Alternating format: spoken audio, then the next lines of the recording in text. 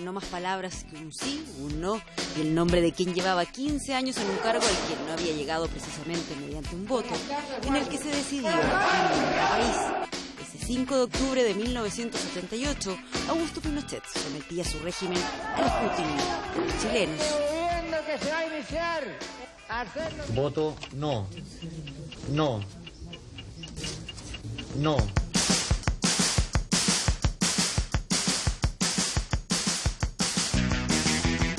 Aunque algunos tenían temor y las especulaciones reinaban, más de 7 millones de personas se acercaron a las urnas. El principal temor era que no se reconociera por parte del gobierno. Yo tenía bastante razones para creer que iba a ganar. El encargado de los cómputos oficiales, el secretario del Interior, dueño del dedo acusador que enfrentó a Pinochet a través de la televisión poco antes del plebiscito, reconstruyen el momento en que la historia se cambió con un simple lápiz y un papel.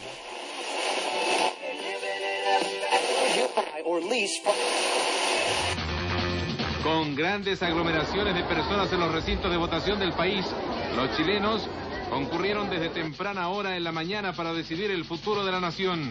Ese día amaneció muy temprano para todos. La televisión estaba transmitiendo a las 6:30 de la mañana que allá iba caminando la gente a los lugares de votación. Yo debo haber salido alrededor de las 8 de mi casa. Ahí estaba lleno de periodistas, en fin, cameramen extranjeros, que sé. Y las preguntas obvias, ¿qué va a pasar hoy día? Va a ser todo muy tranquilo, le dije yo, la tradición democrática de Chile, estas cosas que uno dice. Y vamos a ganar. Ahora, reconozco sí que cuando iba saliendo me quedé para atrás y pensé si esa noche iba a volver a mi casa. Era un día calmado, pero con una tensión en el ambiente. De lo que más estaba preocupado es que fuera un resultado estrecho. Que hubiera ganado el sí por pocos votos. A lo mejor nadie lo habría creído. O que hubiera ganado el no por muy pocos votos y alguien hubiera discutido esa cifra. Por lo tanto, era muy importante dar el resultado exacto.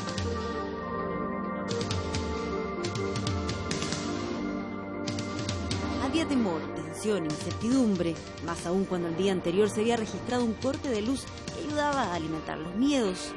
Pero la mañana de ese 5 de octubre, el proceso avanzaba con toda la modernidad que la época permitía. Nos encontramos esta mañana en la sede central de cómputos del Ministerio del Interior. En algunas horas más, en este recinto se concentrará toda la información de las mesas receptoras de sufragios de todo el país. Levantarme, irme a la Moneda y empezar a ver que todo funcionara bien, empezar a recabar información de las mesas que se habían constituido, de las mesas que aún faltaban por constituirse. No fue demasiado ágil ese proceso. Hay que recordar que era la primera elección que se hacía después de muchos años.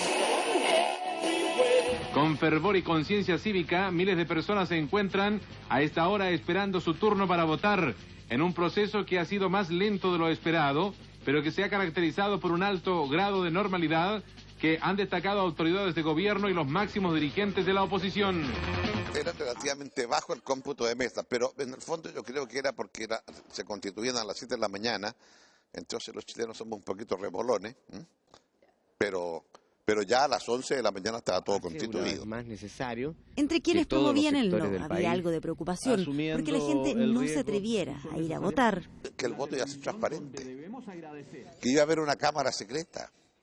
Y la dictadura echaba a correr esto. Le convenía.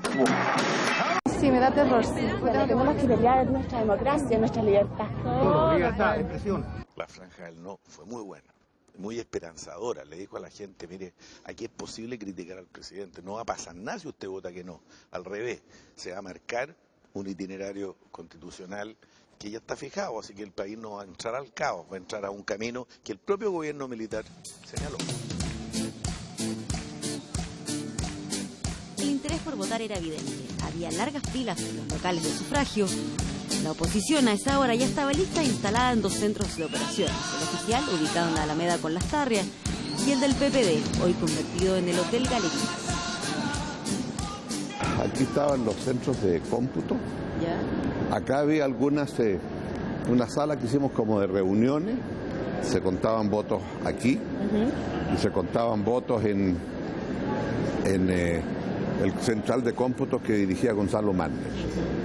Ahora, teníamos un compromiso que una sola central iba a dar los cómputos, que era la de Gonzalo Manner, porque ahí estaban representantes de todos los partidos.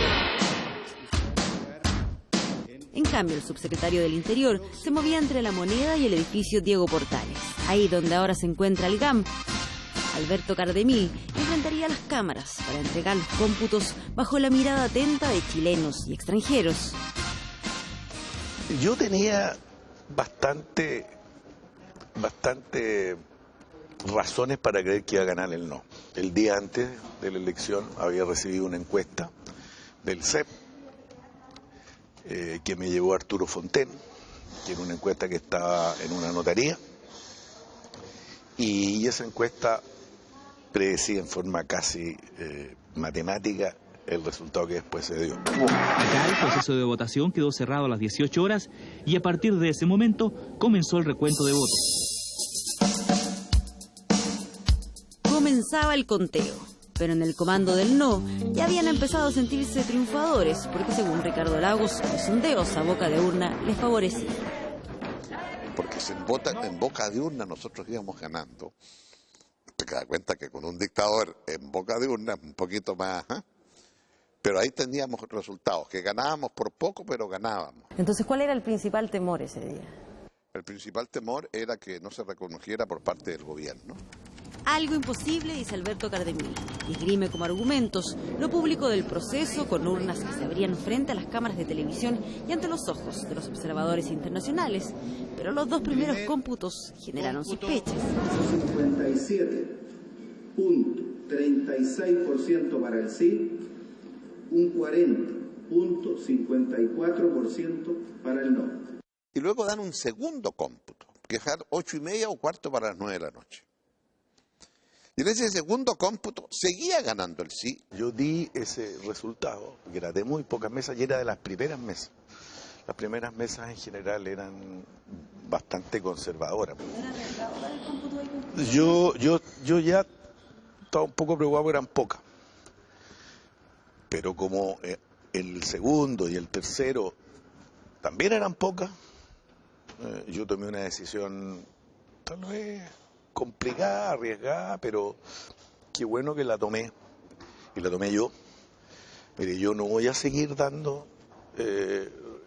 resultados parciales mientras no tenga una cantidad contundente de votos que asegure qué opción gana. Comenzarían las horas de mayor incertidumbre, porque pasó un buen rato sin que se conociera ni un solo cómputo. Entonces, algunos canales optaron por dar dibujos animados. Mientras TVN prefirió rellenar esas horas de tensión con la serie del momento, Luz de Luna. A esa misma hora, Ricardo Lagos tenía su propio conflicto interno. Llamamos a Genaro y le digo que tiene que dar los cómputos ya, los que teníamos nosotros, que sabíamos que habíamos ganado. Y Genaro me dice, es que yo dije que iba a dar cómputos cuando tuviera el 10% escrutado. Bueno, le digo yo, pero es que yo ya tengo el 10% escrutado. Entonces me dice, te pido que los des ya. Entonces me dijo, tengo que pedirle autorización a él. Y me llama de vuelta y me dice, no lo puedo encontrar porque ya se fue a grabar. Mira, le dije, te soy bien franco, yo a las 9:30 voy a citar una conferencia de prensa y voy a dar el resultado. Decide tú. Y cité una conferencia de prensa para las 9:30, llegó toda la prensa extranjera, por supuesto. Y 2 minutos antes de entrar, me dice Genaro, estoy autorizado, voy a dar los cómputos. Con lo cual fue la conferencia de prensa más pintoresca porque no tenía nada que hablar. Claro. 3 votos sí, 15.119 votos no. Total de votos sí, 76.294.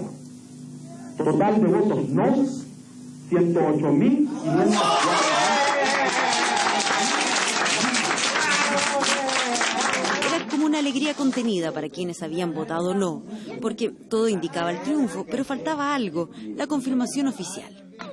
No hay autorización para reuniones. Y a las 11 de la noche ya había una cantidad contundente de información. Yo a las 11:30 de la noche pedí hablar con el presidente Pinochet para informarle. El presidente Pinochet bajó a mi oficina, debe haber sido entre 11:30 y 11:15 para las 12. Y le dije, presidente, el plebiscito lo perdió y tengo los resultados. Se sentó. Bueno, le dije, presidente, yo voy a ir a salgo a dar los resultados. Y me dijo, mire, le voy a pedir que espere a una reunión de la Junta. Tenía el chofer con el auto, de un auto Chevrolet Café que tenía andando, y yo con la carpeta debajo del brazo, esperando en la Puerta de la Moneda que terminara esa reunión de los comandantes de jefe. A esa reunión fue la que llegó el general Matei. No. Parece que realmente ganó el no. Yo tengo, al menos para mí, yo lo tengo bastante claro ya. Bueno, fue la famosa frase de Matei, entiendo que ganó el no, ¿no? Y después lo que se ha sabido, ¿verdad? Del intento de Pinochet, que les tenía preparados unos decretos para que firmaran estado de sitio, la negativa a los miembros de la Junta del estado de sitio, y ahí fue cuando dice hagan lo que quiera, y autorizan entonces dar los cómputos finales. 44.34% para el sí y un 53.31% para el no. Se produjo un silencio en la sala, pero de repente sentí yo un estampido, un estruendo, y me sorprendí y miré porque no veía a nadie ahí que decía nada. Bueno, era el equipo de la concertación, la gente de la concertación, que funcionaba ahí mismo, o sea, cerca del Diego Portales, al frente. Entonces, ellos estaban gritando y celebrando. Y acá fue una escena muy emotiva, porque la verdad dirigí unas palabras de agradecimiento y qué sé yo. Y estas palabras para la historia no quedaron en ninguna parte, fue un buen discurso, porque se cortó la luz. Entonces te das cuenta que en ese momento se cortó la luz y quedamos a oscuras. ¿Fue ese el momento más emotivo para usted? Sin duda, sin duda. O sea, me acuerdo que en algún momento algún colega tuyo en ese momento le dije, esta es la mejor noche de mi vida. Entonces... Más incluso que cuando ganó como presidente. Bueno, esa fue la pregunta que me hizo tu colega. Me dijo, pero señor, me dijo, probablemente algún día usted puede llegar a ser presidente. No va a ser igual, le dije. ¿Y no fue igual? No, en absoluto. ¿Qué va a ser igual? Me tomé un whisky doble, con hielito, pero tranquilo. Pero créame que me acosté tarde con una sensación muy profunda del deber cumplido. De trincheras diferentes, Lagos y Cardemil no olvidan lo que ocurrió esa noche en que las horas parecían avanzar más lento. A 25 años de ese momento clave en nuestra historia, celebran cómo se desarrolló el plebiscito, satisfechos con el rol que les tocó desempeñar el día en que un acto democrático venció a una dictadura. A pesar de los golpes que asestó en nuestras vidas, el ingenio del odio desterrando al olvido.